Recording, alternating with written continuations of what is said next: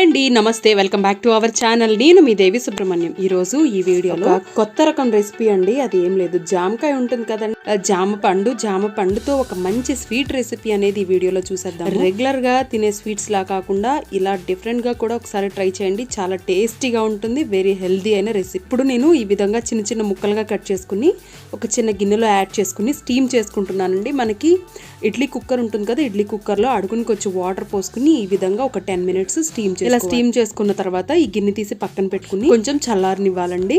కొంచెం పక్కన పెట్టుకున్న తర్వాత కొంచెం రూమ్ టెంపరేచర్ రావాలి. రూమ్ టెంపరేచర్ వచ్చిన తర్వాత ఒక చిన్న మిక్సీ జార్ లో యాడ్ చేసుకుని ఈ జామ పండుని బాగా మెత్తగా పేస్ట్ లాగా గ్రైండ్ చేసుకుని ఇలా గ్రైండ్ చేసుకున్న ఈ జామ పండు పేస్ట్ ని స్ట్రెయిన్ చేసుకోవాలండి. ఈ విధంగా ఒక స్ట్రెయినర్లో యాడ్ చేసుకుని ఇలా స్ట్రెయిన్ చేసుకుని దానిలో ఉన్న గింజల్ని పిప్పిని సపరేట్ చేసుకోవాలి.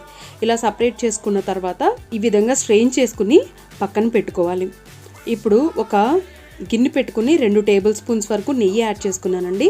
నెయ్యి యాడ్ చేసుకుని మనం ముందుగా గ్రైండ్ చేసి పెట్టుకున్న జామపండు పేస్ట్ ఉంది కదండి, ఆ పేస్ట్ని కూడా ఇందులో యాడ్ చేసుకుని మనం లో ఫ్లేమ్లో ఈ విధంగా బాగా కుక్ చేసుకోవాలి. ఇలా బాగా దగ్గరకు వచ్చేస్తుందండి. ఇలా దగ్గరకు వచ్చినప్పుడు ఒక 1/2 cup వరకు బెల్లం యూజ్ చేశాను. బెల్లం చాలా హెల్దీ కాబట్టి, షుగర్ కంటే బెల్లం హెల్దీ కాబట్టి బెల్లం యూజ్ చేశానండి. ఇంకొక 2 tablespoons వరకు నెయ్యి యాడ్ చేసుకుని ఈ విధంగా బాగా కలుపుకోవాలి. లో ఫ్లేమ్ లోనే కలుపుకుంటూ నిదానంగా కుక్ చేసుకోవాలి.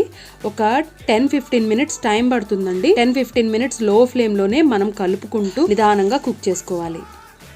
ఈ స్వీట్ అనేది చాలా బాగుంటుందండి. ఏదైనా డిఫరెంట్ గా తినాలి అనిపించినప్పుడు లేదా స్వీట్ రెసిపీ తినాలి అనిపించినప్పుడు ఈ విధంగా ట్రై చేసినట్లయితే మనకి డిఫరెంట్ గా టేస్ట్ చేసినట్టు ఉంటుంది. ఈ టేస్ట్ కూడా చాలా బాగుంటుంది.